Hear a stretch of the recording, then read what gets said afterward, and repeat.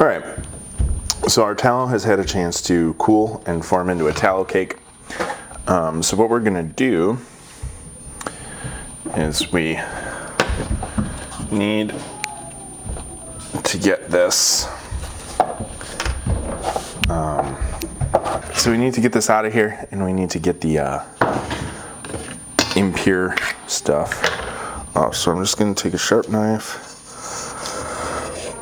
There we go.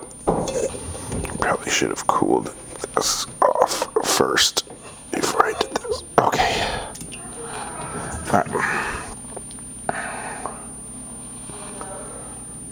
All right. So this is what the tallow cake looks like. I've just got it set up on the lid to this pot, but so you can see this is brown, and you can see all the impurity that got drained out of there, right? And that's from the salt and the water. So what we're gonna do is first we're gonna scrape this and get it down to pure white on the bottom of the cake and on the edges of the cake. And we're gonna chunk it back up, put it back in the crock pot with some salt and some water. And we'll do this again, strain it again, and let it cool again. And then what we'll have is a really hard, really pure tallow that we can then melt down and use for our candles. So to scrape this, I like to just use a spoon. Just go a little bit. The edges are actually pretty clean.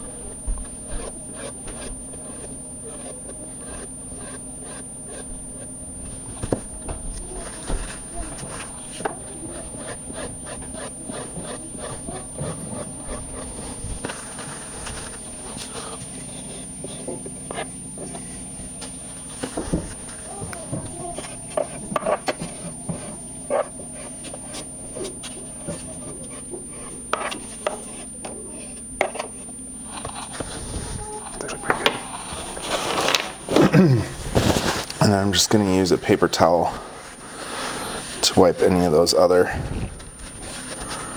impurities up off of here.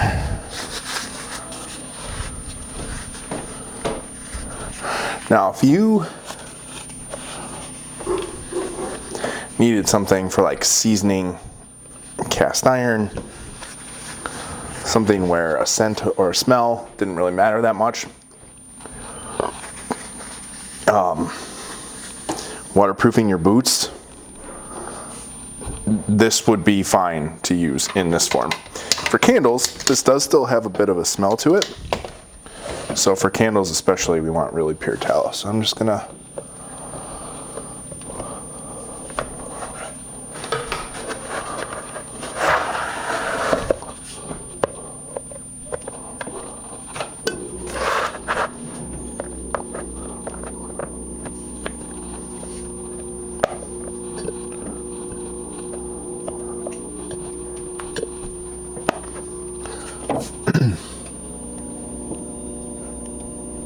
you guys should be able to see how pure and white this is all the way through, which is really cool. All right, so we're gonna do about the same amount of water. I think I've got about 8 cups here.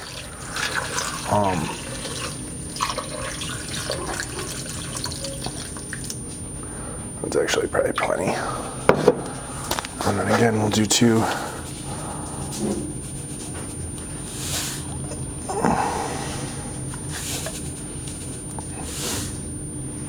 Good sized handfuls of salt.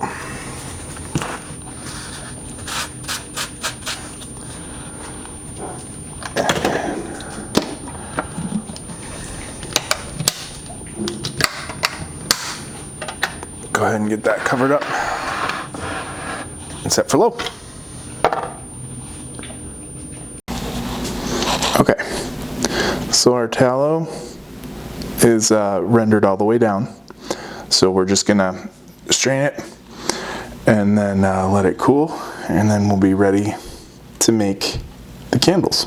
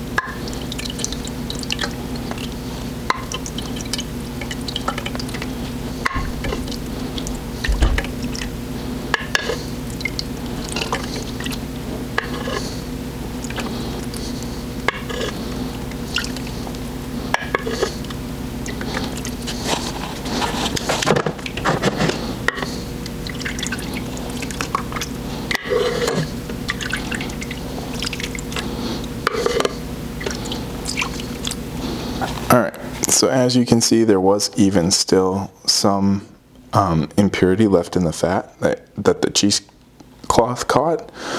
But there you go. That's what the finished tallow looks like, and that'll settle like it did last time, and we should be able to get a good number of candles out of this. So we're going to cover this up just so there's no dust or anything falling in here, and let it cool and settle. Alright, so here's our finished up tallow. So first things first, we gotta free the tallow cake.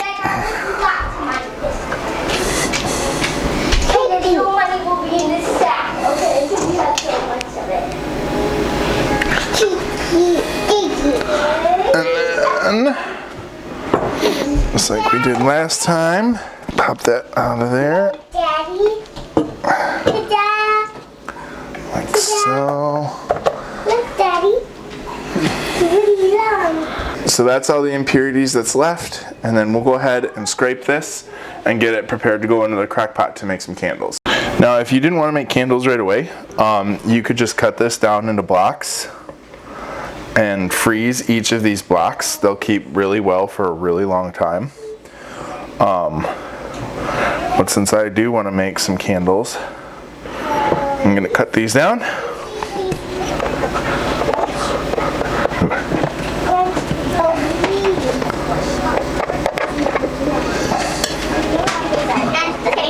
That's what that's what a brick of this looks like.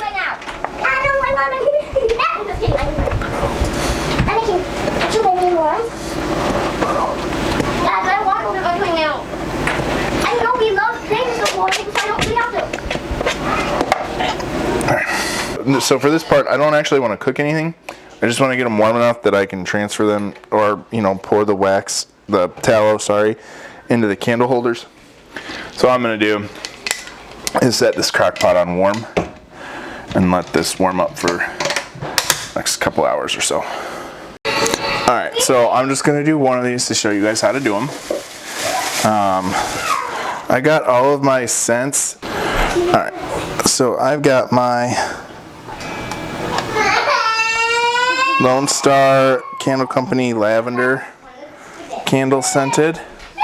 And I'm going to do, so I did 10 drops of the lavender in there. And then I'm going to take my candle wicking. So one thing with candle wicking that you have to know is that the higher the candle wick sticks up above the wax is how fast it's going to burn. So what I like to do is actually just cut this. And we're just going to ladle this out again, just like we did with all the other tallow. Okay, and then you can use a toothpick, and you can wrap that candle wicking right over the top of the toothpick, just to get it to stay in place. And then we're going to pour our hot or our warm tallow into the candle. And then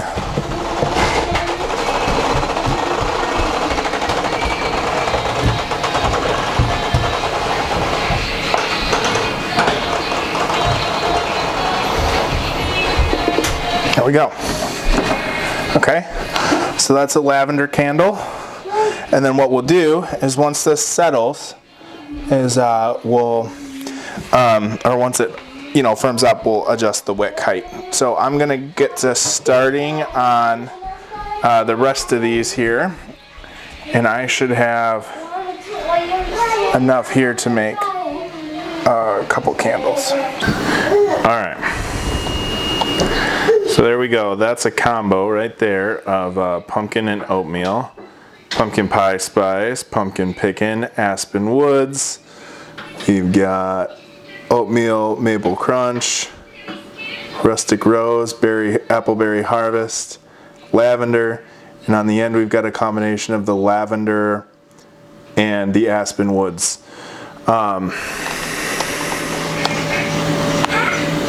So I hope you guys liked this, and I hope you enjoyed it.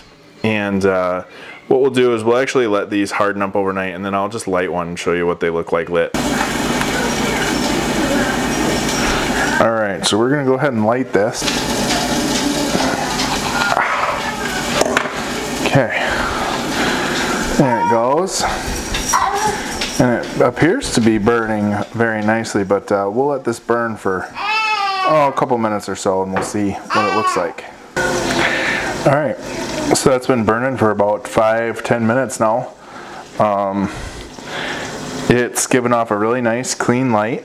There's no smoke coming out of it, and it doesn't seem to be burning down the tallow or melting the tallow out too fast. So I'm gonna go ahead and say that this is a success. One thing that I will definitely do differently next time is make sure that I swirl the scent into the tallow a little bit better, because really there's no smell coming from this candle. It's fairly scentless, which is fine, because it's still burning extremely clean. It's giving off that nice, fall feeling of having a candle lit, but there's not a whole lot of smell to it. So next time I'll make sure to mix that in a little better. But I hope you like this. I hope you guys have enjoyed Preservation Week, and until next time, tight lines, tight chains, shoot straight.